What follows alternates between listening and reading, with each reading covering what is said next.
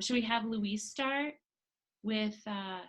Let's just wait until 5:35 to make sure that everybody's here who's supposed to be here or wants to be here. That sounds great. Okay, and we should be going live. Yeah, that's what it. Okay. Fantastic. All right, people are coming in. Okay. Awesome. Okay. Hi, everybody. Welcome to our first ever virtual tour de Frack. We, 350 Colorado, have hosted annual tour de Frack for the last couple of years, where we brought community members out to various oil and gas and fracking sites around the Front Range, but it's COVID and we can't all get in a van and drive around together to go learn about fracking. And so we are bringing you the virtual tour de Frack tonight. We have some excellent speakers. Wanted to go over some logistics first and then the agenda. We are recording this, so you definitely will be able to share it. We are also live streaming on a variety of different Facebook pages. Please keep yourself on mute to prevent any background noise. You are welcome to ask questions in the chat throughout the course of the event. We're going to try to have time for Q&A at the end. We got a lot of content we're trying to get through, so we'll try to be answering questions in the chat during the event as well. And then we'll potentially stay on just a couple of minutes afterwards if folks have any burning questions. At least I'll stay on a couple of minutes afterwards. So without further ado, I wanted to introduce Luis, who is going to be offering us some Spanish interpretation for the evening so that he can tell y'all how that's going to work. Perfect, thank you. Good evening, everyone. My name is Luis Gomez. I'm here with the Community Language Cooperative, and today we're going to use a simultaneous interpretation feature through Zoom. Once we turn it on, you'll see a small globe appear on the bottom right hand of your screen. If you're joining us through a computer, if you're joining through a cell phone or a tablet, you can select the 3 dots option where it says more, and the interpretation feature can be found there. There you'll be able to select if you wish to participate in English or in Spanish so that we're all able to listen, participate, ask questions in the language of our heart, the language that we speak with our families. Muy buenas tardes, mi nombre es Luis Gómez, estoy aquí como intérprete de español con la Cooperativa Comunitaria de Lenguaje y hoy vamos a utilizar una función de interpretación simultánea a través de Zoom. Ya que la activemos, verán un pequeño globo terráqueo en la parte de la derecha de abajo de su pantalla si se une por una computadora. Si se une con un teléfono celular o una tableta, podrá seleccionar los 3 puntos donde dice más y ahí podrá encontrar la función y seleccionar si desea participar en inglés o en español para todos poder comunicarnos, hacer preguntas, participar de la misma manera en el idioma de nuestro corazón, el que hablamos con nuestras familias. Si en cualquier momento tiene alguna pregunta o problema técnico, nos podemos comunicar a través del chat. If at any point throughout the meeting you have any questions or any issues, we can communicate via the chat. Right now, we can go ahead and start the feature and we'll be all set. Thank you so much. All right, I see it. I'll test that both channels are working and we'll be good. Okay. Awesome. And getting a thumbs up. And we are live on Facebook. So I'm going to go ahead and share my screen so we can start this thing.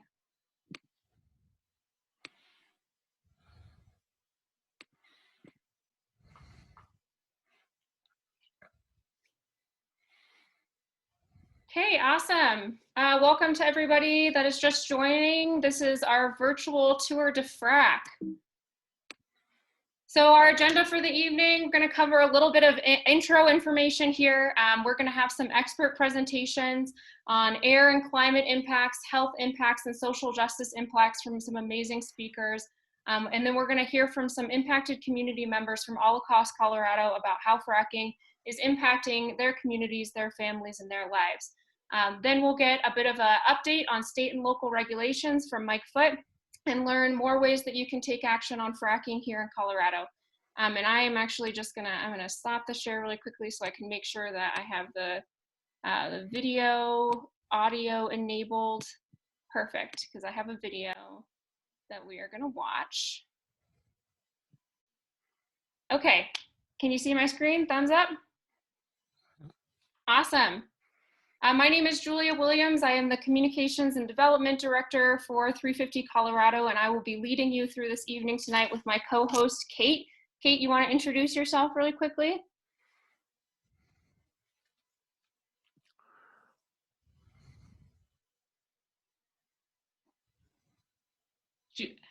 I can hear you. Sorry, Yeah. Julia.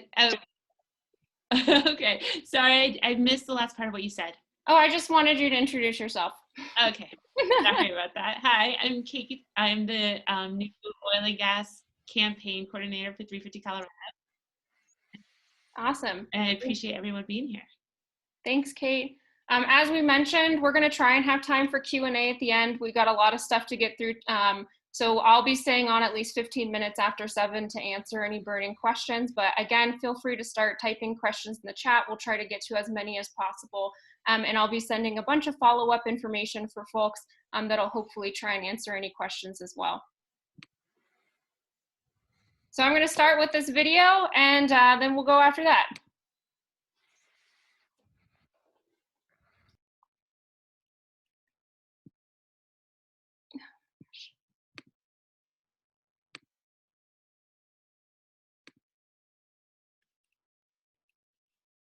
Deep underground lie stores of once inaccessible natural gas.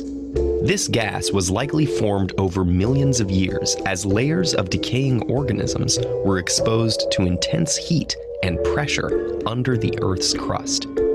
There's a technology called hydraulic fracturing, or fracking, that can extract this natural gas, potentially powering us for decades to come.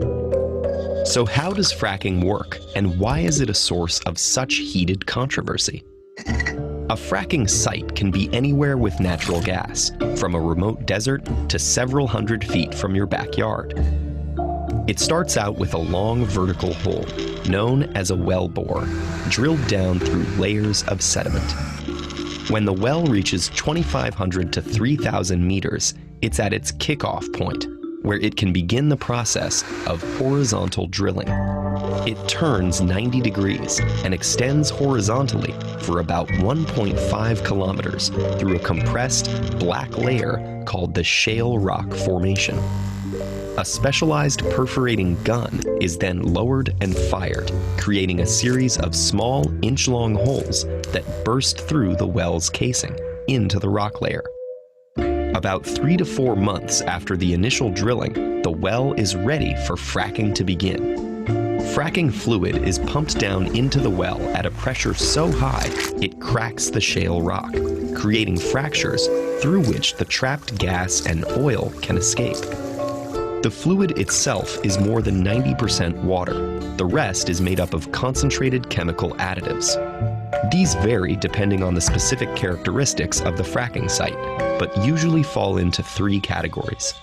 Acids for clearing debris and dissolving minerals, friction-reducing compounds to create a slippery form of water known as slick water, and disinfectant to prevent bacteria growth.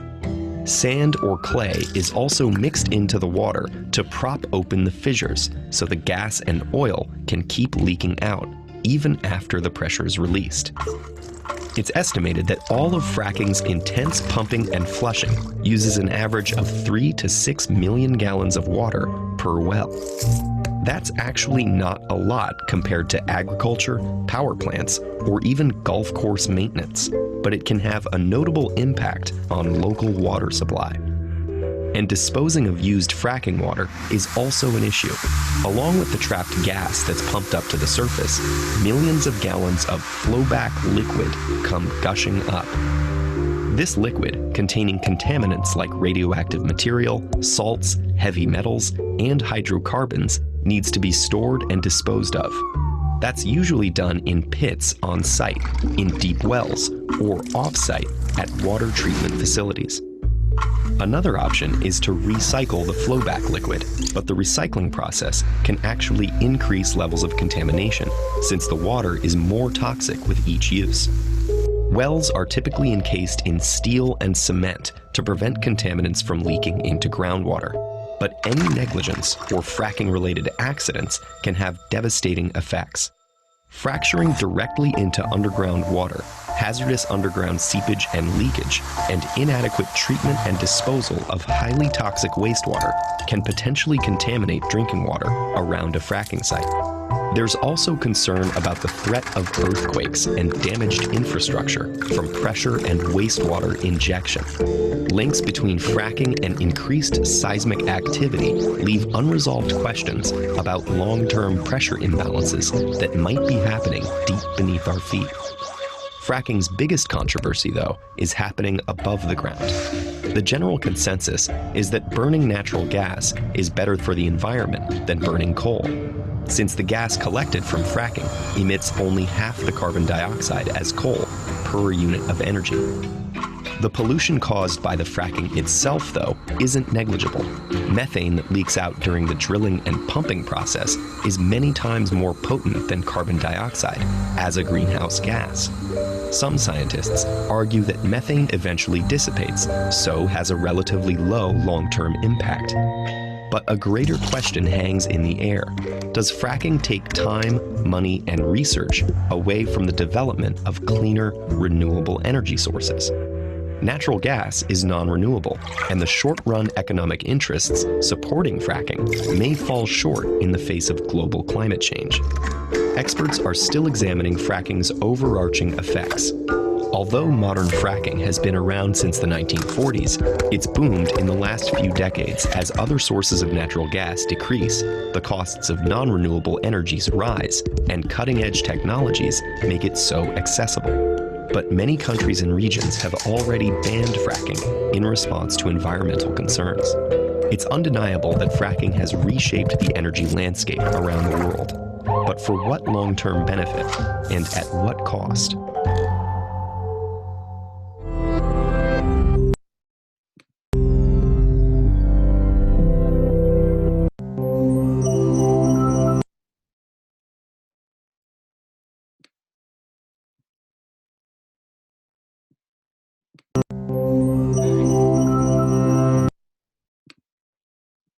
Okay, awesome.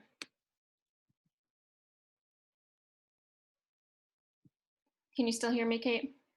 Can everybody still hear me? Perfect, awesome. So fracking in Colorado has been around for a long time. The first recorded oil well was actually drilled in 1901. Again, that's oil. And they switched to hydraulic fracturing, which is a relatively new style of drilling for oil and gas. The first time that hydraulic fracturing was used near Rifle, Colorado, which was actually in 1969. This is a map from the Denver Post that shows all of the oil and gas wells that have been drilled across Colorado. There have been over 80,000 wells drilled in Colorado. The predominant amount of fracking wells that are happening in various shale basins across Colorado, which we'll talk more about later. So you can see on this map, there's some differences between currently producing wells and active wells and dry and abandoned wells, but this map really highlights that there is oil and gas infrastructure all over our state. This map from the Oil and Gas Threat Map, which is a resource that I'll share with everybody after the call as well, really highlights where the fracking is happening in Colorado right now. All of these black dots are fracking wells. So because of this, there are 13 Colorado counties with an elevated cancer risk concern and over 300,000, 56,000 Coloradans that live less than a mile from an active oil and gas well at this moment. So you can see here at the bottom, the map indicates where there are significant air toxic risks, and we have multiple Colorado counties that are at the highest level of air toxic risk from this oil and gas infrastructure. So if you're driving around Colorado, fracking can look a lot of different ways.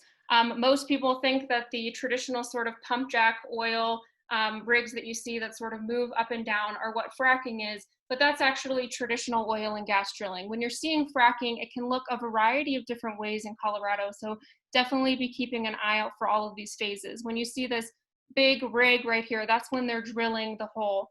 When you see the sound walls up, that's when they're fracking, that's when they're in these very noisy parts of production.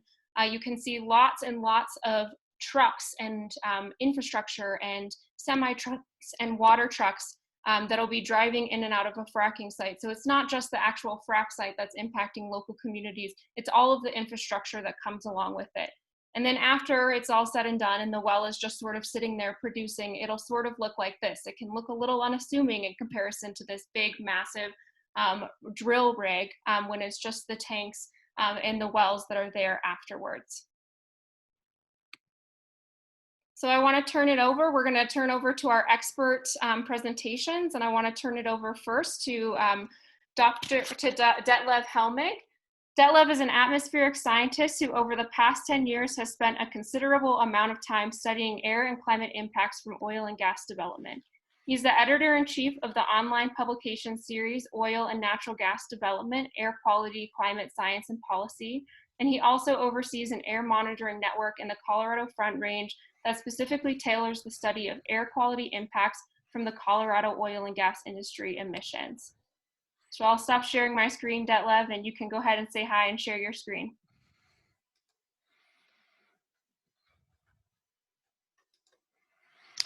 Okay, well, thanks for the introduction and thanks for the invite. Can you see my screen, I hope? Thumbs up? Yes, good. So I was asked to talk about air and climate impacts in 10 minutes, which impossible. Can't do this. This could take hours and hours. So I'm going to throw a few things at you over 10 minutes, and then I'll leave it up to you on how to follow up on it. So Julia already made a good point. There's some 10 or so fracking rigs active here in Colorado or in the Front Range, more or less. And there's something like 25,000 wells. So when it comes to the air and quality, climate impacts, it's not really the fracking sites themselves that cause the overwhelming abundance of the impacts. It's the whole system. It's the infrastructure. There's wells, there's pipelines, there's flaring, there's transportation, there's processing. So the fracking kind of accommodates the oil and gas development, but the fracking sites itself, it's actually a small number that are out there compared to the number of producing wells and maintained wells. So that's one complication, and then it gets more complicated and more complicated and more complicated. When it comes to oil and gas development, it's not like some other air pollution issues we've dealt with in the past, acid rain or radioactivity from nuclear plants and PCBs, where you had like one pollutant and one type of source. Here it's a whole series of different types of emissions that we're looking at and that we're dealing with, and they have them here on this list. And even more so, some of them then combine in the atmosphere and they form ozone, which is a secondary pollutant, which is a major issue as well. So among all of these, when it comes to air quality, I've highlighted those in red here. There's the fracking agent, there's diesel exhaust, nitrogen oxides, dust, particulate matter. There's then the petroleum hydrocarbons that can end up in the air. There's hydrogen sulfide, there's radioactivity, that all contributes to air pollution problems, air quality. Now, looking at the climate impacts, I switched this around. Now it says climate impacts. You can see it's still pretty much all red. So that's an important thing here, because many of the pollutants that impact air quality also impact the climate. There's a lot of overlap. So it matters in both arenas. So to look at some of, I've just picked a few examples here from the Colorado Front Range, what we're ending up with in atmospheric impacts. This is a study that goes a few years back and that kind of then triggered more follow-up research. What that is these are data here in these two graphs from 5 different locations, and those are these red stars you see on this map here. So this is in Boulder, then there's 2 in Lafayette, one is the Dawson High School along 285, and then a park in Longmont. And we sampled there through the whole summer, and then looked at the levels in methane and ethane, which is an oil and gas tracer, and they're listed here from going from west to east. And you can see as you go from the foothills of the mountains towards further the east, As concentrations gets higher, there is more variability. It varies more from low to high. So that clearly showed that um, the more you head into the oil and gas area, the more of these oil and gas petroleum hydrocarbons you're seeing in the atmosphere. And that then triggered more follow-up monitoring. And there was really some red flags that were raised in these earlier studies. So then over the last 4 years, a much more sophisticated network has been established. And I show that here with these stars. There's 5 of these continuous monitoring sites right now, and you can see how they relate to the oil and gas wells, which are all these dots here on this map. There's 2 in Longmont, 1 at the Boulder Reservoir, and 2 in Broomfield. And to show you who's paying for this, it's actually you, mostly through tax money, but it's funded by the city of Longmont, Boulder County, the CDPHE, and also the city and county of Broomfield. So I will just show you a few examples of how this works and what sort of data we get from this. What's unique here is that these observations, they're happening right now all the time. This is working continuously, and it's going within minutes to a public website or several websites, so that anybody out there can follow this any time, year round. And these results are then plotted on these websites in tables and in graphs. Here's some examples that show you actually all of these put together in some of these graphs. The top 3 are just the meteorology, but then if you look at the lower graphs, you see 3 days of data showing methane, ozone, nitric oxide, and then it keeps going and going. There's many others included here. So this gives you the opportunity to actually watch these different air pollutants in your neighborhood around the corner. So to show you some examples, what we're seeing in this, first of all, this is a comparison of the air that moves into the region. And here we use data from Nivard Ridge, which is up the mountains near the Peak-to-Peak Highway, and then the Boulder Reservoir. And some of you may have seen this already, but I really like this slide because it shows so nicely the very stark difference in concentrations we see once you're down here in the Front Range, in this basin where these emissions accumulate. So this is one of these oil and gas tracers, ethane. These graphs are on the same scale, and it shows ethane at Nivard Ridge and ethane at the Boulder Reservoir. And you can see very nicely how at the Boulder Reservoir, it goes up and down, up and down, up and down all year round.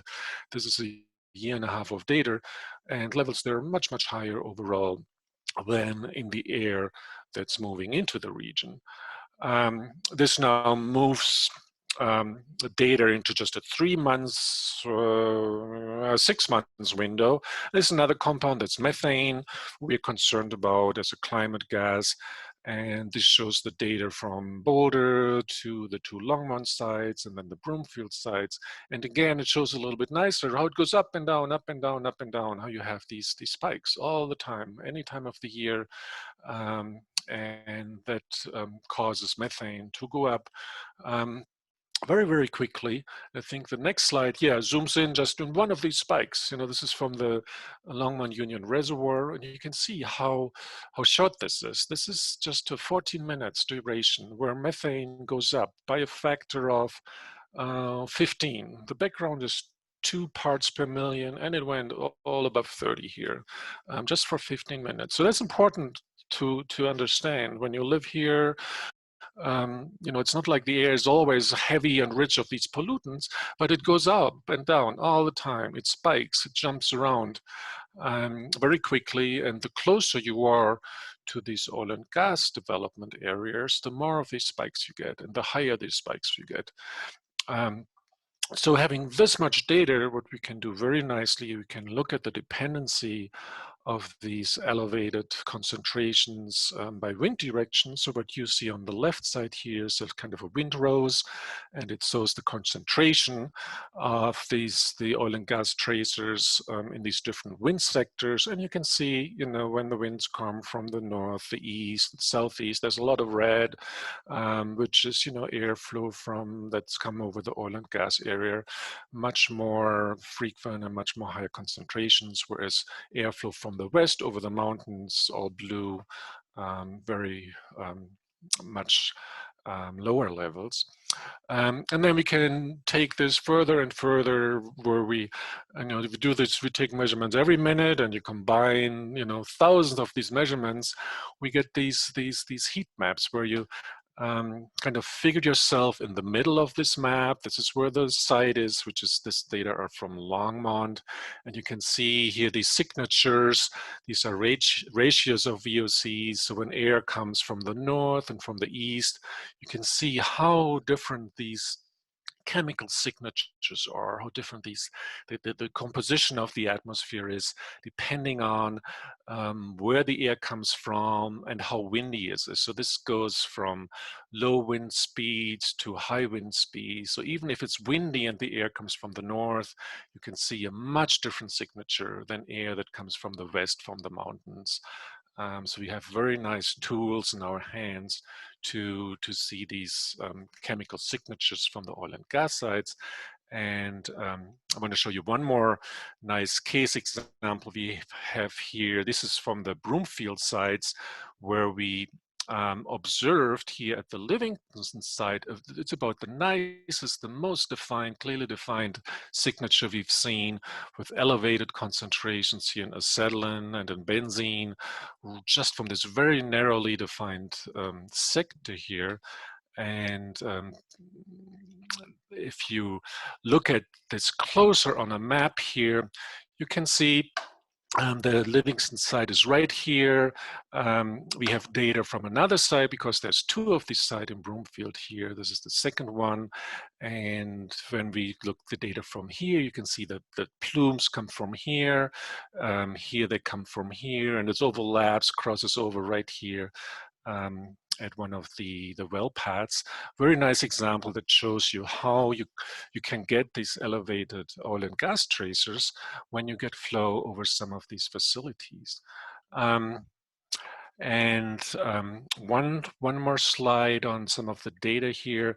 I've showed earlier that one of the pollutants we really worry about in the context here is actually something that gets formed from all these oil and gas emissions, and this is ozone. So when we take the ozone data from the Boda Reservoir and look at, where's the air coming, it also shows very nicely how this is aligned with the density of the oil and gas area. So you see here's where we are, with where the measurements are taken, and then the colors show you, how high the ozone is on average when the air has traveled over these different segments. And on the right, this shows you where the air came from when actually the air standard, the National Ambient Air Quality Standard, was exceeded. Well, I'm already a couple of minutes over. As I said, it's impossible to do this in 10 minutes.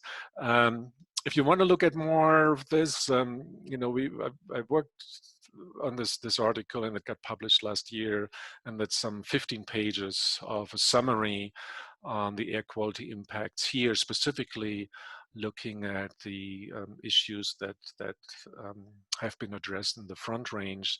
So I'm sure this was more you could follow in this short time window. So, this is something you could take a look if you want to know more, or, get in touch with me, and I'd be happy to discuss any of these questions further. So with that, I'll turn it back to Julia. Thank you. Thank you, Detlev. I see some questions coming in the chat. I'm not sure if you want to just try and answer those in the chat, and then I'll keep a couple of them for later if we have time as well. But there are some folks who have questions for you. Okay, I'll be happy to do that. Yeah. Awesome. And then I'm gonna start sharing my screen here. I would love to next introduce Barbara from Physicians for Social Responsibility, who's going to be talking to us about health impacts. PSR Colorado works to elevate the voices of health professionals in regard to protecting the public from the health impacts of hydraulic fracturing, the climate crisis, and exposures to other toxic substances on current and future generations. PSR advocates for solutions to resilience on fossil fuels and nuclear energy. Barbara, who will be our speaker and presenter tonight, has a master's degree in public health from the Colorado School of Public Health and has served on the board of directors of PSR and is a founding member. She's also lived in Colorado for almost 50 years and has been an active member of PSR National since 1981. Sorry. So I'm going to share my screen, Barbara, and then you just let me know how you want me to progress through your slides, okay?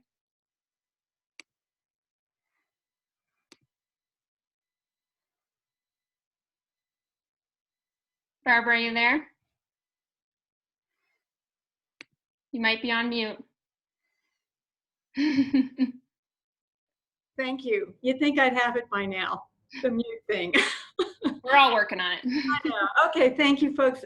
Thanks for this opportunity to speak, and thanks to all of you for arranging this, and for those who are on the call and for caring about this issue. These next two slides, you can go to the first one.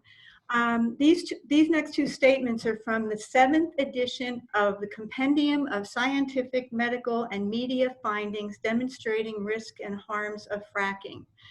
Quite a mouthful. And this basically summarizes PSR Colorado's stance on health and fracking, that there's no evidence that it can be practiced in a manner that does not threaten human health directly and without imperiling climate change. The next statement was on next slide.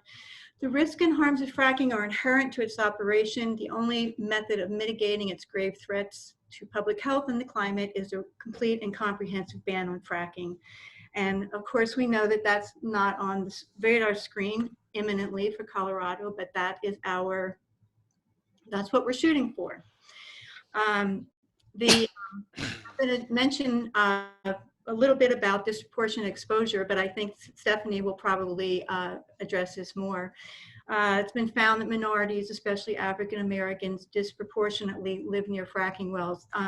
The minorities is becoming more of an issue in Colorado when fracking was done out in more remote areas, but as it's moved closer to populated areas, it's more communities of color that are being impacted by that. The next slide. This study was a recent one that came up in the compendium. 43 chemicals are classified as known or presumed human reproductive toxicants, while 31 others are suspected human reproductive toxicants. The studies that follow, I'll be going through, they're all population studies and also called epidemiological studies. And I'm going to be calling them epi studies for short. And these are studies that actually observe human populations. So maternal proximity to fracking has been shown to, was linked to a 50% increased chance of preterm birth. And this was a study that looked at 23,000 birth records in the Eagle Ford Shale of South Texas.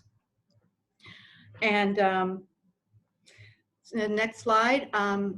Mothers in a retrospective study of mothers in Colorado that occurred between 1996 and 2009 found that mothers in rural Colorado who had babies born with neural tube defects were twice as likely to live in the highest density of wells as compared to those who had no wells within a 10-mile radius. The next slide. Another study that was done, this study was done by the Colorado School of Public Health, Dr. Lisa McKenzie. She found that babies born to mothers with congenital heart defects were 30% or about 1.3 times more likely to live in the highest density of wells compared to those with no wells within a 10-mile radius. And this study is significant because this study was The Colorado Department of Public Health did an evaluation, I guess you would call it an evaluation, a report on all the studies that had been done, all the epidemiological studies, there were a dozen or so, and they rated them. They summarized how the studies, and this study they rated as of low quality, and that it showed a low positive association, and that it had insufficient evidence. And this was CDPHE under Larry Wolk, I will say the name. So there was sort of an effort to, I felt personally, an effort to dismiss some of the studies that had been done. So Dr. McKenzie went back, and in 2019, she did another study and looked at the same, the babies born with congenital heart defects. She looked at mother-infant pairs, and they were the pairs, the mother-infant pairs where the infants had congenital heart defects were 1.7 times more likely than the controls, no congenital heart defects, to live in the highest density exposure groups as compared to the low density groups. And in the rural areas, the likelihood was higher. So she took the information and did a better study, which showed more of a connection. And a lot of the studies we look at, there's not enough, it's hard to get enough observations for those studies to be studies, for those studies to be valid. But they usually go in a they've been going in a direction that tells us these outcomes that we're seeing are real, that there is a connection between that. Studies in California, Pennsylvania, Oklahoma found that low birth weight is higher in the areas of greatest soil activity. There were a study done in Pennsylvania with the highest exposure to oil and gas operations. Babies born to mothers in that area had significantly lower birth weight than those in the lowest exposure area. Another study looked at mothers living 2.5 kilometers, within 2.5 kilometers of gas wells, and that they had more babies with low birth weight and small for gestational age, and also with lower APGAR scores. And a third study of birth weight was done in California, and they looked at 3 million births to mothers living within 10 kilometers of at least one production well between January 2006 and December 2015. And they saw that an increase in active oil and gas development was associated with adverse birth outcomes, mostly in rural areas. Births to mothers in the highest production areas were 1.4 times more likely to result in low birth weight, 1.22 times more likely to result in small for gestational age. And the next slide.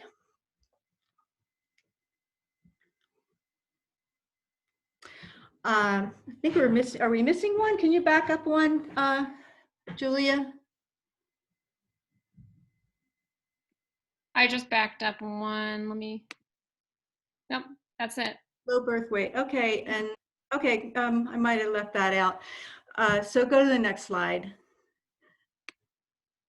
I'm not seeing that slide on there, but I'm going to speak about it anyway. Another study that was done by Lisa McKenzie, Dr. McKenzie, looked at children and young adults in Colorado who were diagnosed with acute lymphocytic leukemia. And they were up to 4.5 times more likely to live in the areas with the highest density of wells as compared to no wells within a 10-mile radius. And most recently, there's a new little cluster that has appeared in southwestern Pennsylvania. In 4 counties, there's been recent cases of Ewing's, I don't know if that's the right way to say it, Ewing's or Ewing sarcoma. It's a rare bone disease. And there were 31 cases observed in these Pennsylvania counties. And that was a 40% increase from cases from 1995 to 2005.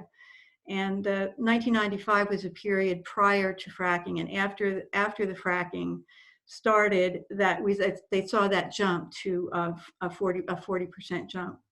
So that's still being that hasn't really been studied yet. All these studies take time and money, and Time. So the other impact that is associated with oil and gas development is increased risk of mild, moderate, and severe asthma. And a lot of the studies have shown an increase in emergency room admissions for asthma for people of all ages. So I've just highlighted some of the negative impacts that have been observed, and we could go on and on and on. There's a lot more. There's a lot of evidence. So one of my questions is, why is it still happening? Why is it still permitted when 84% of original research studies on human health risks found signs of harm and indication of potential harm? There's enough certainly there's enough evidence from epi studies to tell us that living near fracking operations is very, very likely to be harmful to some pregnant women and to children. Compared to 2017, we now have a much more, I think, open-minded and progressive Colorado Department of Public Health. Theoretically, we've improved the composition of our Colorado Oil and Gas Commission, and we have a legal mandate with 181, and we're still having permits coming. So this is, I think, part of the problem is that there's not a definitive line for what is protective of public health and safety. There's no magic number. But the city of New York decided that that the fracking crossed that line. The state of New York, banned fracking. They decided that fracking crossed that line of being protective, that you couldn't be protective and have fracking. So did a lot of other cities and states, not a lot of states, but cities and nations followed. So a lot of this comes down to public pressure, to put pressure on our legislators. Well, I'm sure this will come up again in this. We have information, but we don't have policy. And depending on how well we monitor emissions, I mean, our monitoring system's not very good. Hazard assessments, CDPHE did a hazard assessment, and it showed a low level, perhaps slightly elevated risk to public health from pollutants emitted by oil and gas operations. But when you look at the epi studies that I've shown, those are the studies that are of real people and what happened to real people based on where they lived. Well, or where they lived based on what they happened to them. And it shows that the likelihood that devastating impacts that happen to real people are related to fracking. And these are big impacts. These are birth defects, are not anything small. They're devastating, long-term, costly, traumatic, as are cancers, childhood cancers. And we just don't know how much is too much. So anyway, if you had that last slide there, Julia. Yeah. With what you can do. I'm just not seeing it right now. Yeah, I brought it down. It was up for a while with what you can do on it. Okay. Back up. No, that's okay. So anyway, for a start, keep influential people informed. We need to repeat the message over and over again that there's ample evidence to show that fracking is harmful to public health. We need to keep pushing to reduce development, whether on private or public land. And one of the things you can do real simply is send or give a copy of the compendium. The link was on the slide, but I can put the link in the chat. Give a copy of the compendium to your healthcare provider, to your own healthcare provider, or send it. It's 460 pages, I think, so you don't want to just copy it. But get it to your healthcare provider. Send it to your representatives, to your state and local representatives, and use it as a resource for testimony. And one thing we can do with that is we can make sure that people that should be informed are informed. And that's a start. Thank you. Thanks, Barbara. Thank you. All right. Up next, I have Dr. Sephanie Malin. She is a PhD environmental sociologist specializing in environmental and natural resource sociology, governance, and rural development.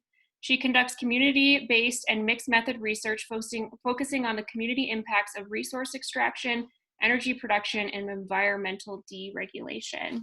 So welcome, Stephanie. Stephanie, you want me to share your slides for you? I can go ahead and share them if that's okay, because then I can control the transitions. Is that all right with you? Yeah, that sounds good. I may pop off mute and give you a time check if things are running over. Sound good? Please do. I would appreciate that. Okay. I get excited about stuff and forget what I'm doing. So yes, thank you for having me. I'm thrilled to be here talking with everyone this evening and in such amazing company. Thank you, Detlev and Barbara, for wonderful talks. So I'm going to be talking a little bit about social justice impacts. In my research, I look a lot at environmental justice, and I'll explain what exactly that means in the course of my presentation, and also looking at environmental health and impacts of deregulation, like Julia said. So this is kind of a big overview of research that's been going on since about 2012 in Pennsylvania and in Colorado, but I'll be focusing on research funded by National Institutes of Health between 2014 and 2017, but which is still ongoing. For those of you who are wondering what the heck is environmental sociology, because not a lot of people know, I just really quickly wanted to let you know what that means. So as a sociologist, I study systems and structures and institutions. We do not study things like like interpersonal behavior and things like that. Typically, that's the realm mostly of social psychologists and psychologists, but we look at big systems, right? So how communities or states or nation states interact. And in particular, as a scholar of environmental justice, I'm interested in how societies and economies interact with the natural world and how we distribute good things like clean air and bike paths and public transportation throughout our societies, but also how we distribute the bad things, right? Toxics, hazards, and these environmental risks that we've been talking about related to oil and gas and beyond that, right? Specifically related to industrial and extractive systems. I'm also really interested, and this is key to environmental justice, is who decides, right? Who gets to decide how we zone, how we regulate, what sorts of activities we have going on in our industrial society or not, and what do these choices mean for sustainability, right? Social sustainability, economic, and environmental. I won't be talking about this as much because I'm going to focus a lot on environmental and mental health kind of impacts, but it's really important for us to also know that economic sustainability is often talked about, or economic development is talked about as something that oil and gas operators bring to the communities that host these activities. But I also study boom and bust economic cycles, which are always related to extractive industries like oil and gas. I also study them in the context of uranium production, for example. So we often don't see the kinds of economic growth that the industry might point to. And there are some really good studies that have come out recently that I can link to in the chat after I'm done, talking about just that sort of thing. Some that I've been an author of, but others that are ongoing and keep coming out, showing that the economic development isn't as excellent. So when we talk about sustainability, we're talking about a whole host of different kinds of sustainability. And then, like I said, as a sociologist, looking at what the institutional context is. You all saw this map, so I won't repeat myself here, but we know a lot of unconventional oil and gas production, which is what I mean by UOG production or ONG production on my slides, that we have this going on all around us. And there's a historic kind of element to this, right? We've had a lot of oil drilling going on in previous decades, but this kind of rapid pace and scale of development that we've seen with hydraulic fracturing and other aspects of this kind of production are unsurpassed. So in the Colorado context, as with many other places like Pennsylvania, Texas, Oklahoma, North Dakota, where we see these kinds of activities going on, social and environmental injustices are becoming more and more documented. And this is what I specifically focus on by doing mixed method studies that I'll explain in a moment. So environmental injustices and health concerns have been well substantiated and are becoming even more well documented. These include things like people being exposed inequitably to environmental hazards related to oil and gas production, production, as well as the public health concerns that I don't need to repeat because Barbara just did a fantastic job of giving an overview of those. And since I began doing research on this in 2012, we have an exponential increase of peer-reviewed research that shows how problematic these issues are. As a sociologist, I'm also concerned with what happens in communities and what happens with the way that we govern or have regulations around this kind of industrial production. So in terms of community impacts, we're seeing a lot of division. Benefits and costs of unconventional oil and gas production are unevenly distributed across our communities and among or between our communities. So you often have a thin strata of individuals or families who are benefiting quite a bit, who might have leases or well pads on their land and maybe own their mineral rights. But often we're not seeing that as widely distributed or equally distributed as we might think, again, with the discourse by the industry that there's so much economic development related to this. There's also a lot of land use conflicts, right? Should we be doing this kind of activity or not? And then who decides in terms of contested governance? So fighting over who decides zoning and access, and does the state decide? Do communities decide, right? And we know that these choices and decisions have gone all the way to the state Supreme Court. So the context and scale here is that our hydraulic fracturing boom in the US since about 2008 has made the US the #1 producer of hydrocarbons. We have seen oil extraction quadruple in Colorado since 2010, and natural gas extraction increase 51% since then as well.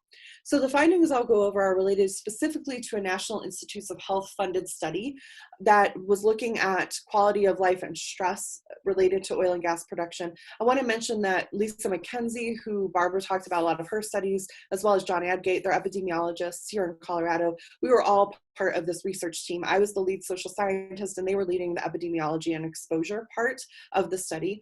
We have quite a few papers out there that have been published on this. I know they're behind a paywall, so I'm happy to share things with you. If you all are interested in this and you want access to those studies, please let me know. My email address is somewhere in the chat. So this study was over 3 years long. It ended officially in 2017 in terms of what's funded, but I'm continuing to do interviews and photo voice and other things with people because the interest and participation has been so enormous. This was a multi-community mixed method study, which means we looked at multiple places where drilling was going on, and we used multiple methods like surveys, in-depth interviews, and participant observation, which means I go to the places where this is going on, I spend time in people's homes or in areas where there's a lot of drilling nearby. And I also conducted what's called photo voice, which is when we have people take pictures of what's going on, what's impacting their quality of life or stress levels in this case. And we'll see some examples of those at the end of my presentation. And then they provide a narrative about why and how that's important to their daily lives and what we're seeing in those photos. Epidemiology, like I mentioned, was a component of this. So we had 3 different phases of data collection in terms of biomarkers of stress, where we took hair samples, cheek swabs for DNA and RNA, as well as blood samples to gather biomarkers of stress exposure in people's lives. And people who participated were heavily vetted for other pre-existing conditions that, so we had a really rigorous sample of what stress does and how you can measure that in people's bodies. So in terms of environmental justice, what does that mean? Well, distributive justice means kind of the snapshot of where those bad things or toxics and hazards are in our society and who's exposed to them. So when we have environmental injustice in that sense, you have disproportionate exposure of usually poorer populations and minority populations, especially in the US, to these kinds of industrial risks. We have hundreds of studies now in social science and urban planning showing that it's typically communities of color and communities that are poor that are disproportionately exposed to these kinds of distributive injustices. Procedural justice means who decides, right? It's the bigger, more long-term picture of who actually has a seat at the table to meaningfully participate in deciding how we use land, how we use water, what kind of energy systems we want, for example. And many of us know, right, that power is often maldistributed, and you often have industry overrepresented at the table in this case. So the major findings of this study are that institutional context really matters, right? As a sociologist, I study these social systems. And so when we see how people's mental health and their quality of life is being affected or impacted by this, we often look at the institutional context. So what's going on more broadly? In this case, the way in which oil and gas production has been regulated or not regulated in a state like Colorado, the lack of power that people have in affecting that, have created institutional and structural contexts that relate to and help drive negative mental health impacts, diminished quality of life, increased and chronic stress and self-reported depression. And this is especially true for people who live really near development, so within a half mile or less of development, and folks who've lived in host communities the longest. If you're interested in this, I just had a study come out in Energy Research and Social Science that looks at these negative mental health impacts in particular and gives a lot of detail, as well as really good representative data from the interviews and other methods that I've conducted. Again, I'm happy to share that with you.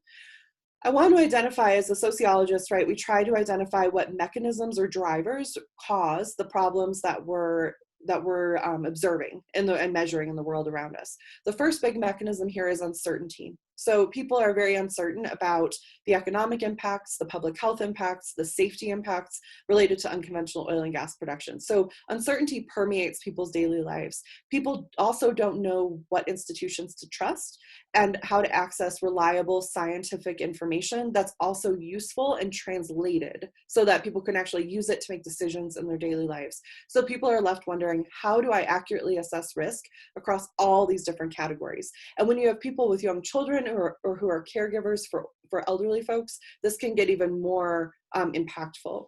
The second mechanism is powerlessness. So feeling like, most people would report feeling that, in fact, about 90% of the people we surveyed and interviewed reported feeling powerless to impact the scale or the proximity of oil and gas production around them, particularly given that we live in a state where many communities use home rule, meaning that within your city limits or town limits, you can decide as a city or a town what kinds of activities go on there, right? So for example, marijuana dispensaries aren't everywhere because that isn't something that all communities want within their town borders, but oil and gas gets to go beyond that.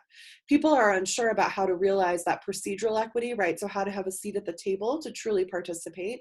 And they have little trust in multiple institutions, especially the Colorado Oil and Gas Conservation Commission, or COGCC, and the Colorado Department of Public Health and Environment, particularly before its most recent kind of iteration under the former leadership that Barbara talked about a little bit. Finally, the Colorado State Supreme Court decision in 2016 that said that the state gets to decide, and that banning or barring development is a taking of mineral rights owners' rights to develop their assets, that really stopped local control. And even with 181, I want to point out that's still in rulemaking, right? It's gone through rulemaking for years now. And so that regulation doesn't matter right now. And that's why permits are really being pushed through before that comes into effect in many places. So all in all, the multi-scalar drivers of negative mental health impacts, which means different impacts that we can see of multiple levels or scales, from individual and household to our state, right, are that people have chronic stress and self-reported depression.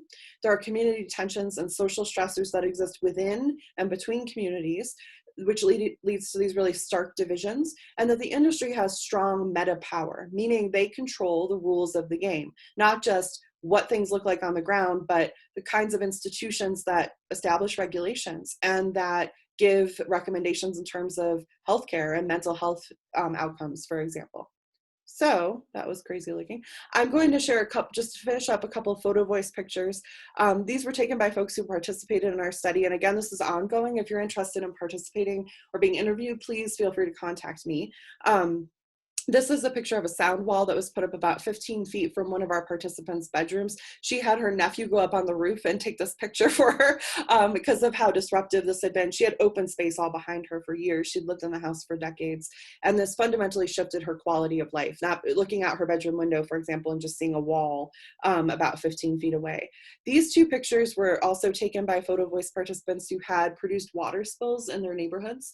And so this was, the fracturing fluid that comes back up, as was described in that really wonderful video, just kind of spilled out in the neighborhood. And of course, this woman's child is trying to ride his bike around this produced water that we know has contaminants in it and is radioactive. And this is another shot of that same that same problem and that same produced water spot and spill. And this is just a picture taken that I took from the 2013 floods in Colorado, showing the vulnerability of infrastructure to the increasingly common kind of floods that we'll be seeing with climate crisis. So again, I'm happy to answer questions. I'll look in the chat after I'm done. And then if you want to participate or if you have anything to share or other questions, please feel free to email me at this address. Thank you all. Thank you, Stephanie. Thank you for all of your important research. I'm going to do a quick agenda shift. We're going to have Mike Foote talk a little bit about the current regulation framework in Colorado right now, both state and local opportunities, before we jump to our impacted community member panel, because I know he has to be off a little bit earlier. So I'm going to welcome him to jump on and speak now, and then we'll intro our impacted community members. Okay, great. Thanks, Julia. Thanks, everybody. Happy to be here. My name is Mike Foote. I'm currently an environmental and energy attorney, but also a retired at this point legislator. A quote-unquote civilian now, but I was one of the bill sponsors of Senate Bill 181. So I think I was invited on here to talk a little bit about that, as well as what's going on with some local governments at this point, all within about 5 minutes. So, clearly I'm not going to get into everything that's going on, but I'll give you a little bit of an overview. And actually, I think it's pretty good that I'm going after the last presenter, because there are some aspects of Senate Bill 181 and some things that we're seeing at local governments that actually, I think, do give us hope that, that things are in the process of changing. I think it's a little bit too early to say for sure that that's happening, at least when it comes to granting or denying permits, because they just haven't really happened that hasn't happened under the Senate Bill 181 regime yet. But there are some things I think that we can be hopeful for, and particularly in the context of this group that's listening in.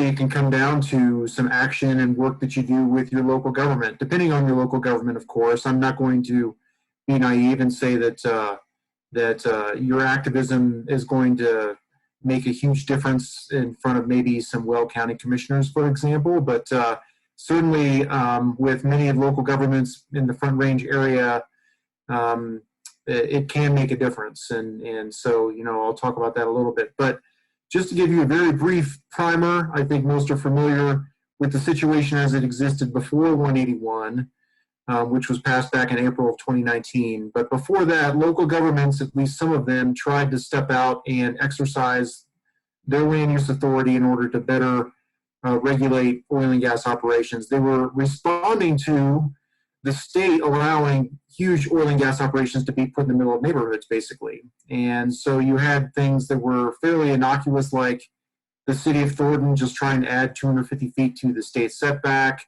all the way to the city of Longmont having a ban that was voted on and approved by the people back in 2012, and a few things in between. But the oil and gas industry and the state, in fact, engaged in a number of lawsuits in the interim there to try to strike those down, and in many cases they were successful.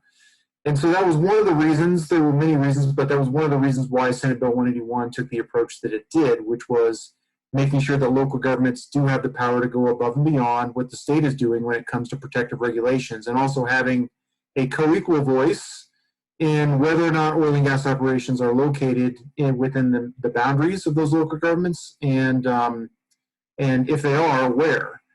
So 181 passed, and now we're in the phase where the state, the COGCC, is implementing a mission change, which was another part of Senate Bill 181. They just passed those rules effective January 15th. And there have been a number of local governments that have also changed their regulations. And then now, in fact, we've got the second round of those changes coming. For example, with Adams County and Larimer County, they're looking to update their regulations again since Senate Bill 181 passed. And we're seeing a number of different approaches when it comes to those local governments. On the one end, I'll just kind of reference Weld County again. On the one end, Weld County has their own oil and gas department, I guess. And their rules can really be summed up by saying, we're not going to be any more stringent than we have to. And what they have to is be as stringent as the state. That was established during the recent CRGCC rulemaking. Counties like Weld County and Garfield County out west and a few others were arguing that local control really meant that they could go below the basement that was being set by the State Oil and Gas Conservation Commission. And I think 350 and other organizations argued against that, and we were successful in convincing the CRGCC that that wasn't the case. So in other words, the CRGCC regulations are the floor, not the ceiling. So that means the local governments can go above and beyond, and they can get to a higher ceiling. It doesn't mean under 181 that they can do anything they possibly want.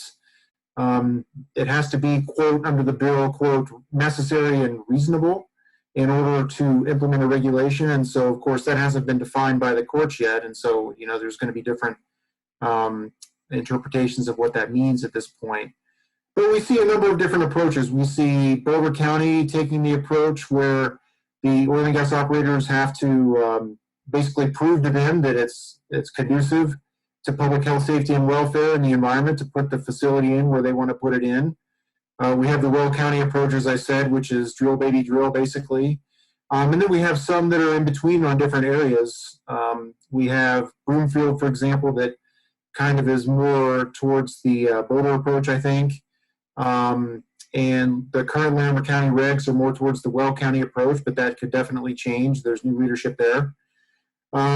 But I think when you're doing your advocacy and when you're talking to your local government officials, you want to make sure, of course, to focus on the regs, the regulations that they are adopting if they're trying to do some new regulations. But also, it's just as important to focus on any kind of new permits that are coming through, because it's ultimately going to be their decision as well as the CRGCC's decision. They're co-equal as to whether or not those permits are granted.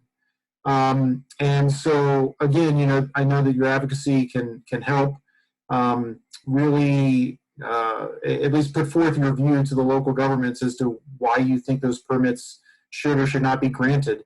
Where we're going to see 181 really play out, and where I think we'll be able to tell whether or not it's been a true success or something short of a success, is when we see these permits that are coming through that are, you know, in kind of neighborhood drilling permits, and whether or not the local governments decide they want to deny those permits or not. They're empowered to do so under 181, but some may not be as interested in doing so because, of course, the cautious approach and the approach that lawyers like me, not me, but lawyers like me may advise would be, well, you know, if you don't grant it, then you're going to get sued by the industry, and to be safe, you probably should go ahead and grant it. I mean, that's simplifying it, but that could be part of what you're going to hear. So anyway, the only way that's going to be countered is going to be groups like 350, groups, there's a number of other groups like Logic, for example, is another group that does really good work in this area with local governments and advocating on behalf of local neighborhoods. And people in general, you don't have to be affiliated with the group, but being in touch with your local elected official to say, look, this is too far, you shouldn't be granting this permit, and here's why. So, you know, I'll just wrap up and say the bottom line is 181 gives local governments a lot more power than they had before explicitly to put in much more protective regulations, to deny permits if they think it's appropriate and reasonable and necessary to protect public health and safety, but they got to exercise that power. And that's going to be up to you and others to make sure that they actually do that and take advantage of the power that they've been granted under the bill. So hopefully that didn't go too much farther than 5 minutes. I'll stick around a little bit and answer some questions on the chat if there are any. And I guess, you know, we can go from there, but I really appreciate the opportunity to chat, and please keep up all the good work. Thanks, Mike. Awesome. So we're going to dive into the impacted community member panel here. I'm really excited about this. Obviously, a lot of great content, a lot of great stuff that people have been saying. We are running a little bit over, but I'm going to take the time that we need to make sure that we get you the information that you need. So stick with us. So I'm going to just do a couple of intros, show you some slides. And then we'll have each of our impacted community member panelists. I'll call on your name, y'all, and then you'll have the opportunity to hear from them about some of the impacts that they're facing really here in Colorado in their communities. So I'm going to share my screen and just intro them really quickly.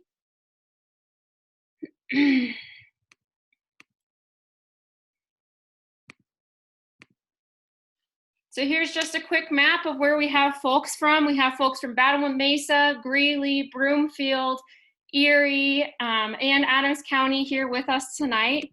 The first person who I'm going to introduce is Kristen Logan. She is a mom from Broomfield who is being impacted by the fracking happening there. These are two pictures of some of the fracking wells. The Livingston site that Detlev talked about earlier is pictured here on the left. Just quick warning, this next picture does show a nosebleed. If that is going to make you uncomfortable, feel free to close your eyes now.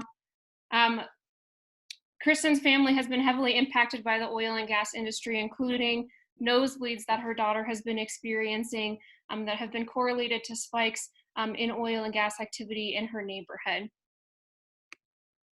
Patricia Nelson is a mother at Bella Romero Academy. Many of you may know this name because it is a school that has been fracked, a heavily controversial site, less than 1,000 feet from the school. You can see right here how close it is to the school playground. This is also an extremely controversial site because it is a clear example of environmental racism and is taking place in Weld County, which is the most fracked county in the state with over 20,000 wells. A 350 Colorado report that we commissioned showed that when you look at the 8-hour levels of benzene exposure, there was air quality monitoring equipment that was at Bella Romero for a while, that children at the school were at that level of benzene, which is a carcinogen, exceeded the 8-hour safe level, which is what California uses, over 211 times during the monitoring period, and it's that close to the school. Larry Foreman, Battlement Mesa, and Leslie are going to be joining us here tonight. Battlement Mesa is a heavily fracked community on the western slope, very close to Rifle, where we talked about the first fracking wells ever were. And so they'll be talking a little bit about what they're experiencing. This red arrow sort of shows the area that they're in. They're on the western slope. Christine Nylom is from Adams County. She's going to be talking about the Ivy site. So this is the site that is extremely close to homes and schools in the unincorporated Adams County area. It's less than 1,300 feet from over 100 homes and will impact nearly 2,000 homes. This site is also incredibly controversial. Over 500 people attended Adams County hearings to protest the site, and over 300 residents submitted public comment during the application period, and the COGCC still went forward with approving the permits in November of 2020. There's a picture of the site. There's a picture of a home. And Eric and Sandra Duggan are joining us from Erie. They're going to be talking about the May J pad, which is right next to their home. This is a map of the fracking that's currently happening in Erie. These green markings right here are frack sites that are in the town of Erie, and these are ones that are close by that are in Weld County. And this is just a quick video of how close this is to the homes in that area.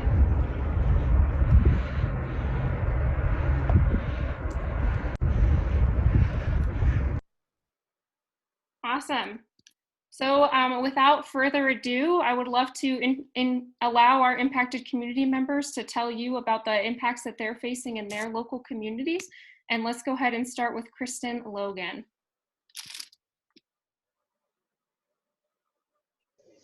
Hi, everyone. I hope you're having a good night tonight. I'm Kristen Logan. I moved to Broomfield in 2015 with a 2-year-old and a young son. I do want to clarify that the nosebleeds that we've experienced, which I'll talk about, they're not something that's actually been correlated yet. We have scientists in Broomfield looking into it, but I, as a parent, have seen a pattern, and I've been tracking all of our nosebleeds religiously, starting way back when my daughter was in preschool. And I personally see a pattern, and I hope that as time goes on, other people will support that and also see that there could be a correlation here. We moved into our home. It was a brand new home, and Fracking started nearby my daughter's preschool in Erie. And that's when we first had our first run-in with nosebleeds. She was getting multiple nosebleeds 2 or 3 times a week. And we left to go on vacation after about a month of this. She came back and started kindergarten at a school much further away. Our nosebleeds stopped. We had 0 nosebleeds for a few years. And when the extraction oil and gas project came into Broomfield, they started back up again, recently in a pretty high frequency. Thankfully, they've slowed down, but so has some of the emission patterns. So it's just interesting to see how all of this is working. We have 84 wells that are being developed in Broomfield. They've been partially started. Extraction did pause the project for some time. We are still waiting to hear when they're coming back, but there is a lot of wells that are still left to be drilled. We went through the fracking process at some sites a little bit further away, close to I-25, and then we also went through the Livingston site being fully developed. The Northwest sites, which are still to be developed, one of them has been partially drilled, but nothing has been fracked, are still out there, and those are very close to my daughter's elementary school. She attends a school which is just catty corner from those sites. So I'm really worried about what could happen when those start back up again. Living here near the Livingston site, we are about 3/4 of a mile away, so we're not within that half-mile radius. So I do point that out intentionally because so many people focus on the 2,000 foot. I'm here tonight to say that 2,000 feet isn't far enough. It isn't looking at the implications that go past 2,000 feet.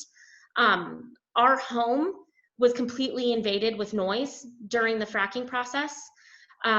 It was almost like an amphitheater with all of the noise just coming up here, and it was unbearable. We were up all hours of the night. My kids were afraid to go to sleep because they were afraid of the noise, and if the noise was going to come back. We had 2 little ones crawling into bed with us. It was a long go with the noise, and it happened over and over and over and over and over again, and nothing was done to stop it. Nothing. Our local community did pass an emergency noise ordinance. They did, push hard on that, but unfortunately nothing was done while the impacts were happening. So we lived through it. Nothing stopped it. And it just kind of kept going. Moving into the fracking phase, this happened right at the start of the pandemic. So a lot of people in our community were really concerned about COVID-19 and the impacts that we could have with some of the emissions that would be coming in. Again, everything just kept kind of rolling through as planned, regardless that we were all pretty much stuck in our houses 24/7. So the exposures that we had were really concerning because it wasn't just getting out of the house, going to work. It wasn't, we were here in the height of the fracking with the pandemic on lockdown. And getting outside, all of this was really concerning to us. So this is all of kind of what we're going through is all of this stuff is happening. And then the nosebleeds continued throughout the project, different phases, different nosebleeds. We've seen the most impacts over the past several months, starting in November. Again, these have not been correlated to oil and gas. We have no active drill sites right now. Nobody's fracking, but we do have the Livingston site, which is in production. The spikes that Detlev showed in his presentation, that is very close to my home. The Soaring Eagle Park is the park nearest to my home, less than a half-mile away. We can walk to that park and to that monitoring station. And those spikes are really concerning because they continue to happen. And as of right now, there's no known source. But all of this is happening with oil and gas moving in. Like I mentioned, we went a few years without any nosebleeds after we moved my daughter from that preschool into our home. And it wasn't until the extraction project started back up again that we started getting nosebleeds. So it's really hard as a parent to kind of come in front of your local government and talk about these studies that were cited here today. We talked about all of these studies about the increased risk of leukemia. We talked about the nosebleeds, the experience that I had in Erie. We've talked and talked, and it's just unfortunately at this point, nothing is really changing. And this is where I have concerns. It seems like everyone's focusing on future drilling, future permits, and there's a large bunch of our population that's just being left behind. We're just being left behind. We're here having impacts. We're here seeing things happening, and it's hard. We're working hard to get people even to listen to us, to acknowledge our concerns, to not say, to try to get someone to actually correlate what's happening, to get a scientist behind us to say, wow, there could be something here. And it's not happening. So I'm concerned that we don't have enough people looking at how to protect people now. I'm concerned that 181 isn't addressing existing projects or already permitted projects. Everyone who is living near these facilities has the right to be protected.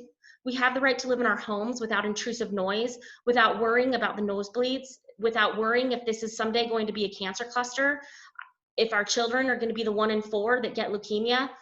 So I'm incredibly concerned that we're not focusing more on existing infrastructure and just trying to focus on the future. I think that we need to put a wider lens on this, and we need to backtrack and look at some of the issues that we're experiencing now and the permits that have already been granted.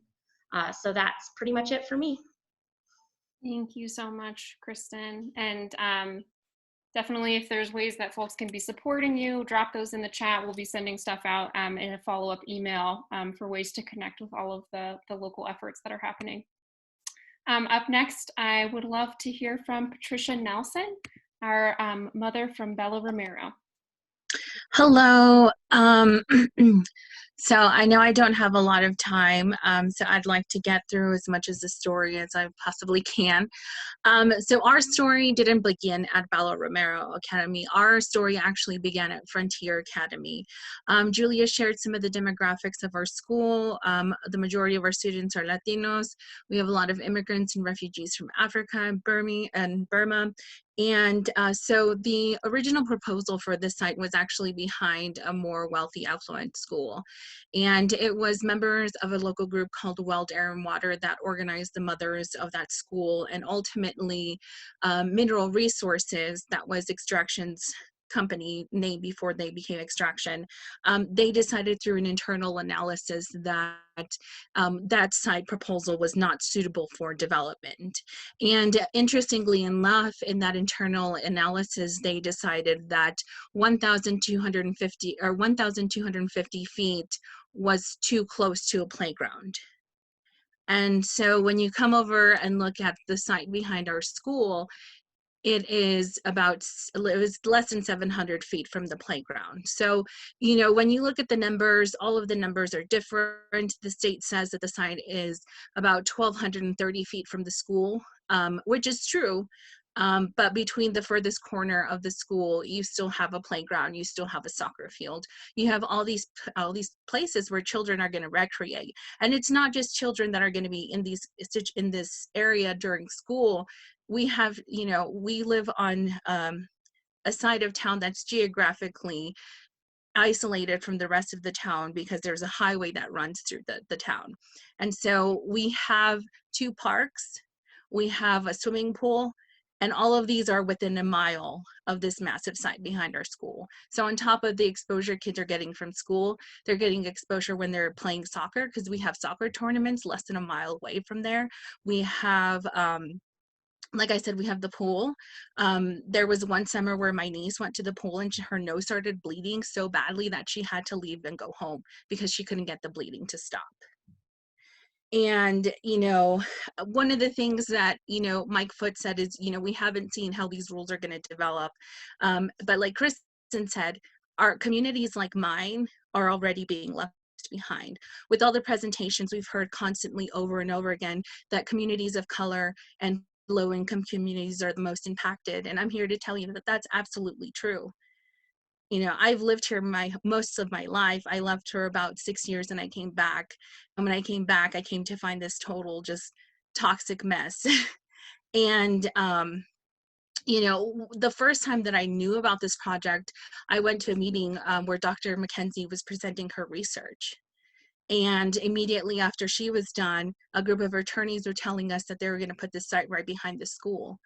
And I remember just literally, I had no idea, just saying, you know, who pays these people? And at the time, the COGCC commissioners were all volunteer positions. And so in their volunteer positions, they had never denied a permit. And, you know, when we talk about the health impacts that these sites have, I know people my age and younger who've had leukemia. I have friends and family members and acquaintances whose children have asthma. You know, so these numbers to me are not just statistics, that this is my life. And the scariest thing is that my son has to go to school there next year. And we're on the wait list to move him to a different school. But other than, you know, I'm running out of choices and we're running out of time. I've had a lot of politicians and even the governor himself talk about, well, we have SB 181 and we have House Bill 1206, but that does nothing for us. In fact, a lot of these new rules and regulations were changed and implemented because of Bella Romero. And, even more upsetting is we have the data that's showing that there are spikes. We have the data showing that these are occurrences that are not stopping. And, and we have these producers that are lying to our communities. They told the school board and they told all the administrators that there would not be any drilling while the children were in school. And naively, everybody believed him. But the reality is that there was no drilling during school, but that didn't stop them from producing and fracking while the children are in school. And that's when we had all of these occurrences of toxic chemicals being spilled out while the children were there. And that's the scariest thing. Two of the three biggest concerns we had was that extraction was going to go bankrupt, that there were going to be chemical leaks, or that the site was going to blow up. And two of those three things are going to happen. And I'm really afraid for my community, because there's nothing that's going to stop this until something catastrophic happens. So, like I said, I'm here to tell you that everything you've heard, it's easy to hear the numbers and the data, but I want you to remember me, because this is the face of what's going on. Thank you, Patricia. Love you so much.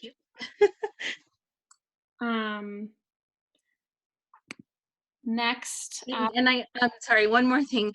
I do want to tell you guys that, we tried every way possible that we could think of to stop this project. We had a 4-year lawsuit that almost went to the Supreme Court. But the positive thing that did come out of that lawsuit was that community groups now have the legal standing to bring permits up for judicial review. That was one of the main things that the COGCC and their co-defendant Extraction Oil and Gas were pushing back on, was saying that we just simply didn't even have the right to sue them. So we'll wait and see. Thank you. Such an important point. So disturbing. Next up, I would love to introduce Larry Foreman and Leslie Robinson, if you're still on here, who are from the Battlement Mesa community on the western slope, to talk about the impacts that they have faced. I'll just introduce Larry and Grand Valley Citizens Alliance real quickly. Grand Valley Citizens Alliance has been involved with oil and gas issues since 1997. Oil and gas started drilling in Battlement Mesa in 2010, and Larry joined us about 2014. I'm chair of the Grand Valley Citizens Alliance, and Larry is chair of the Battlement Concerned Citizens. And Larry, take it away. Okay. Don't forget that we do have a slide of oil and gas basins within Colorado. If we could see those, please. And if you can't get them, that's okay. Let's see. So Battlement Concerned Citizens was formed in order to resist oil and gas, or gas drilling within the boundaries of Battlement Mesa and close to Battlement Mesa. So we did get warning. And what motivated me to get involved was when I heard that Ursa Drilling Company was going to drill next to the water treatment plant. And that just went against what I knew about public health policies. So anyway, with the, you see the oil and gas on the western slope, it's more gas than oil. And we'll probably have gas drilling for quite a while, especially when there's higher prices in northwest Colorado, especially right around Rifle and Parachute and on the Piance Creek drainage and the Roan Plateau. So anyway, it ended up that my house was my house and my neighborhood were about 800 feet from a drilling pad. And would you show them the cartoon, please, of drilling or the cartoon of public lands drilling?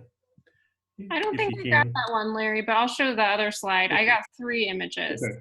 but I'll show them. Oh, okay, you only got 3. Okay. So the drilling company started with seminars on what they were going to do, and we attended them, and that did not help our mood at all. This is a slide of, on the right, it's a slide of Battlement Concerned Citizens and Grand Valley Citizens Alliance. I think we're in Denver, and a lot of us testified at a state hearing on drilling and wanting bigger setbacks and that sort of thing, more regulations. And so that's Dave Danny, who was our leader of Battlement Concerned Citizens for a long time. So anyway, when we just sort of protest and try to lobby the Garfield County commissioners, we didn't have much effect whatsoever. We got a few small concessions as far as Ursa Drilling Company buying more equipment for things like dust control and things like that, just minor improvements in what they were going to do. And I think it was with work by Leslie and Dave Danny and the attorney, possibly. They, I think at the state level, they got there was an injection well plan for Pad B, which is the one that's below my house. And the injection well did not get approved. So on Pad B, all of our work did at least avoid the injection well.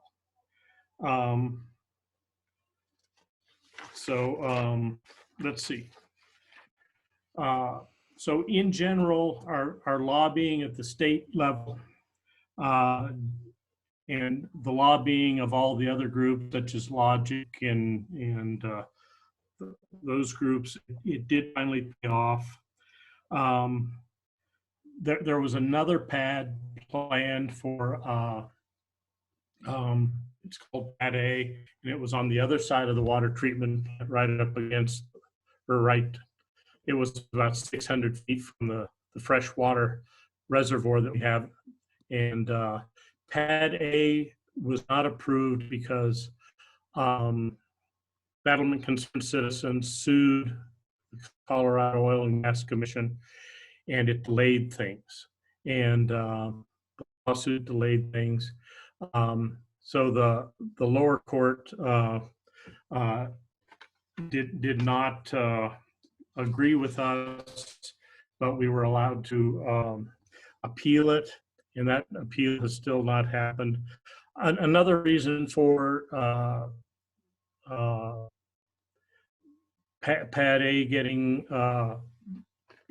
we think it's been stopped, is just that the drilling company may have had business problems, so they were no longer drilling in our community. I think they could have drilled another well pad.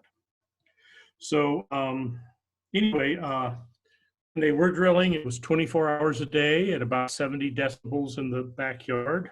When they were fracking, it was 12 hours a day, and it was very noisy and very smelly. And I still am very concerned about what I'm breathing. Occasionally, I smell natural gas pad. It's usually not terrible. On one occasion, it was real strong about a week ago. So, and there's one lady who's in my community in Battlement Concerned Citizens, and she started having nosebleeds when they were drilling by her house. So, so I do have good feelings about our working with the state as far as getting things done. Very positive feelings. So anyway, that's it for me. Thanks, Larry. Thank you so much. If folks have questions for Larry, feel free to drop them in the chat.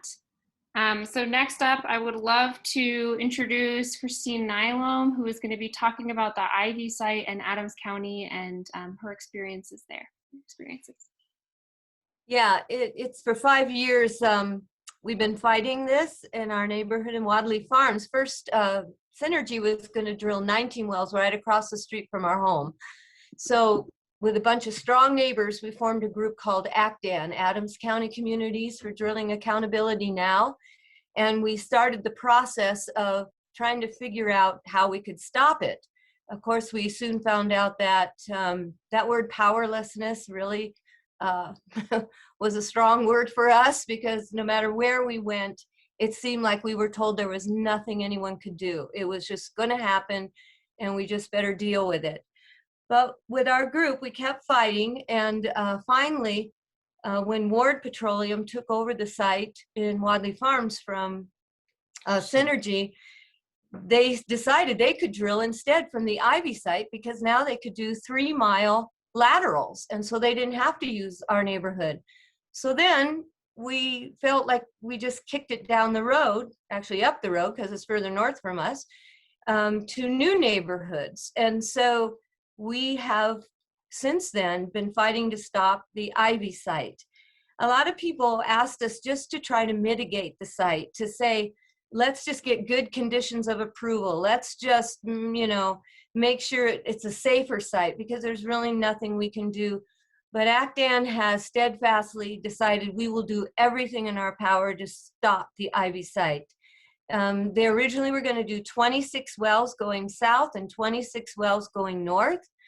And at this point, 12 drilling applications have been approved. They were approved just 2 months before the implementation of the new state rules. And so like I said, I'll just go back. We tried everything. So we filed a protest. Now, I have never written a legal document before, but we stayed up all night and wrote up a protest. It is still pending. Another neighborhood wrote up a protest also. When the directors of objective criteria came into play, we found that the Ivy site met 5 of those objective criteria, being in a floodplain, being near open space, abutting a city, being closer than 1,500 feet from homes. And yet when we talked with Jeff Robbins, we were told that the Ivy site was going to be approved because Great Western had met, in their opinion, all the concerns of the over 300 citizens who wrote in public comments objecting to the well applications. So then he also mentioned that anyway, nobody near the site complained. Nobody complained, but over 300 people did. And at a prior public hearing with the county, over 500 people showed up to protest the Ivy site. So what this showed to us is that they're not listening to our voices. I guess all I can say is to make it short, is if this starts coming to your community, just fight, fight, fight. Do everything you possibly can. The thing we're doing now, thanks to Colorado Rising, is ACDAN filed a couple lawsuits, one against Great Western because they're not following the agreement they made with the county to follow the latest, strictest standards of the rule of the law. It was originally in the MOU that was signed between Great Western and the county. And so we're asking them to follow the new strictest standards. The other lawsuit is for the constitutionality of the forced pooling. Oh, what else? My husband's here, so all I can say is hard to say. 5 years of fighting the Ivy site is also logic helped us a lot. When we had a community meetings, they were there to help us get the flyers out. We did a lot of door-to-door trying to educate people. And yet, if you go on the next door site of the people surrounding the Ivy site today, with the 2 drilling rigs there, it was a gift from Great Western to give us 2 drilling rigs so it wouldn't take as long to drill. The people there, even though I think we knocked on every door in those neighborhoods, people are still saying, what the heck is going on over at 152nd and York Street? So education is a big one. That's what our group tries to do, is educate residents on the impacts that these sites will have on them so that they can fight sites coming into their neighborhoods. There were 368 pending drilling applications at the time SB 181 passed in unincorporated Adams County. Almost every one of those drilling applications has been approved. So we are being inundated with new drilling sites in Adams County. Thank you, Kristen. Definitely let us know if there's ways that folks can support your efforts. Please drop those in the chat or email them to me, and I'll make sure to send them out to everybody who registered for the call in a follow-up email.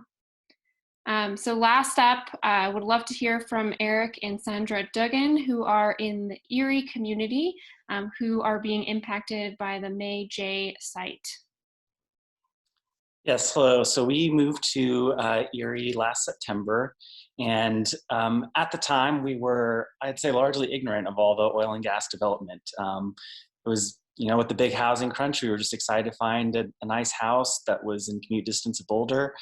And it was in January where suddenly the sound walls went up for May J, and we started to find out what was going on and get a quick education about all of this stuff that we've talked about tonight, all the health impacts, everything that we might have to be worried about. And May J is the first fracking site that has gone up, but we're actually close to 3 separate well sites that are just north of our neighborhood, Collier's Hill, in unincorporated Weld County.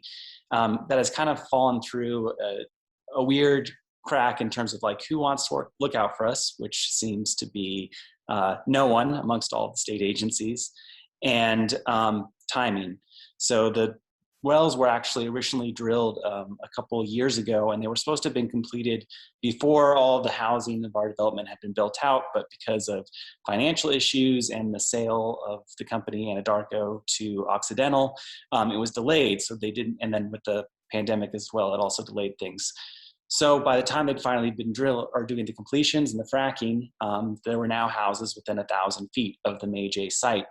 And that's what we've had to deal with for the past month. It's been hugely impactful to our community and some other friends that we have there, with trucks operating all night long, the sound walls, fumes.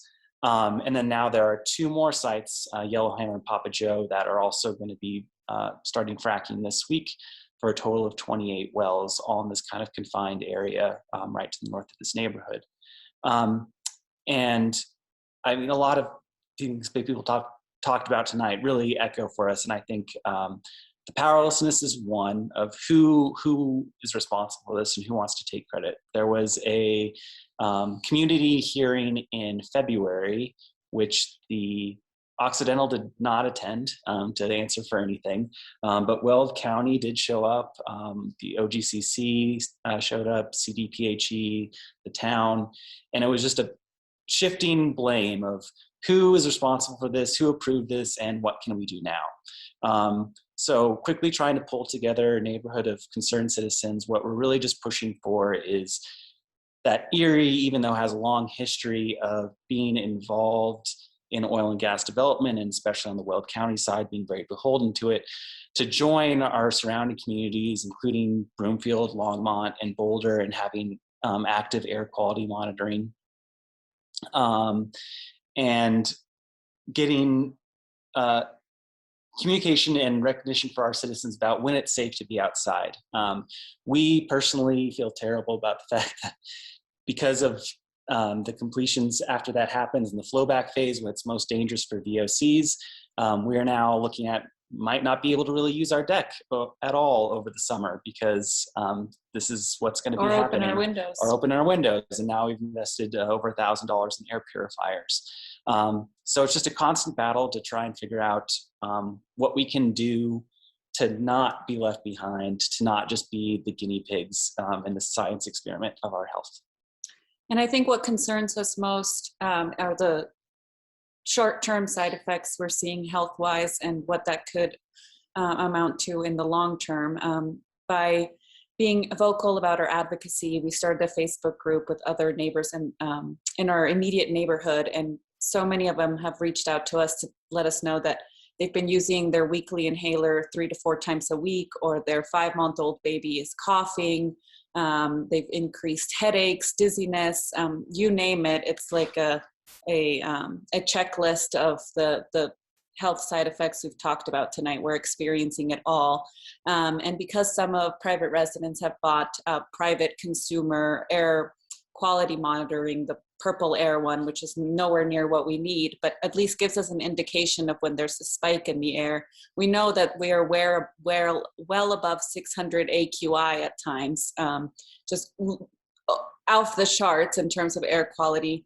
And we know to stay inside and to keep our windows closed, but that dissonance that our sociologist panelists pointed out to is really concerning, of seeing people out walking their dogs, walking their babies right in front of the site, and not really being educated by the town or the county or anybody on the very legitimate risks that they're facing.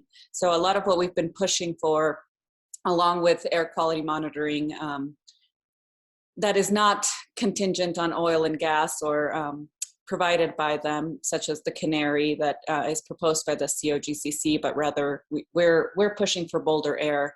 But another thing that we're really trying to work on is educating our community. So we've done flyers, we're working on a workshop, just anything to let people know, because I think coming from the Northwest, one of the things we expected was everybody expects to face problems wherever they move. What we didn't expect was the apathy from our neighbors and how many of them are beholden to oil and gas. And that has been incredibly frustrating, and just, it's really hard to fight such a big machine as oil and gas. Thank you so much. Definitely, if there are folks from Erie, from that community on this call, Eric and Sandra, if you can please share with us how folks can get involved and support your efforts. I can send that around in a follow-up email, or if you want to drop it in the chat, I think that would be helpful for folks. So that wraps up our impacted community member panel. Thank you everybody for sticking with us to hear the important things that all of these folks have to say. I think the number one thing that we can take away from this is that Colorado is not doing enough to protect our local communities from the impacts of oil and gas infrastructure and fracking. SB 181 is not enough. We need to keep working to pass stricter regulations, both at the state and at the local level, to ensure maximum protections for our communities. Okay, our community's health, our environment, our climate should not come secondhand to the short-term impacts of the oil and gas industry. And so I wanted to leave you just with a little bit of information about where you can go to next. I know this was a lot of information, a lot of really heavy information, but 350 Colorado is taking these issues very seriously. We want to support you. We want to support your communities and doing whatever it takes to make sure that you have the protections necessary. So on this slide, just have a couple of things that are coming up after this presentation today. So we are going to be launching a local regulation toolkit. So this is going to be sort of a 101 toolkit on how to pass local regs, local ordinances for oil and gas restrictions in your county or municipality or local government. And that'll be launching next week. We'll be sending that around likely in a statewide email. I'll be sending it around to all the registrants on this call as well. But be sure to be sharing that with anybody that might be interested. To follow up on that, Next Tuesday, March 23rd, we are actually hosting an impacted community member workshop. This is going to be a grassroots organizing workshop that is focused on passing local regulations in your community. So first half will be focused on 101 and grassroots organizing. Second half will be focused on campaign planning for passing local regs in your local area. On Thursday this week, there's the first ever joint commission hearing between the Air Quality Control Commission and the Colorado Oil and Gas Conservation Commission. And there is a youth press conference that some of our youth activists are going to be putting on at 8:15 a.m. That information is on our calendar and our website. So feel free to join that if you are interested. And lastly, if you are not an impacted community member and you want to take action on fracking, we do have a fracking campaign committee that you can join and find out all sorts of different ways to take action on fracking. Pretty much every day of the week, we have something that you can do to take action on fracking. So I just wanted to thank our wonderful expert speakers and our panelists so much for their courage and vulnerability and being welcome to be here, and the expertise of our presenters. Thank you everybody for sticking with us. I know we're a bit over. I will stay on for just 5 or 10 minutes in case anybody has burning questions, but otherwise I will bid you all adieu and hope that you will join us in our continued efforts to stop this extremely extractive and destructive industry. So round of applause for everybody who presented and was a panelist, and thank you everybody for joining on. So we'll see you all next time. And for folks who do want to, yes, I am going to be sending a recording of this around. And we did invite all the state lawmakers to this call. We will be sending them a recording of the event as well, and all the local elected officials from impacted communities in addition. So if anybody has specific questions, feel free to type them in the chat. We'll try to get to a couple of them, but otherwise folks can just go ahead and jump off.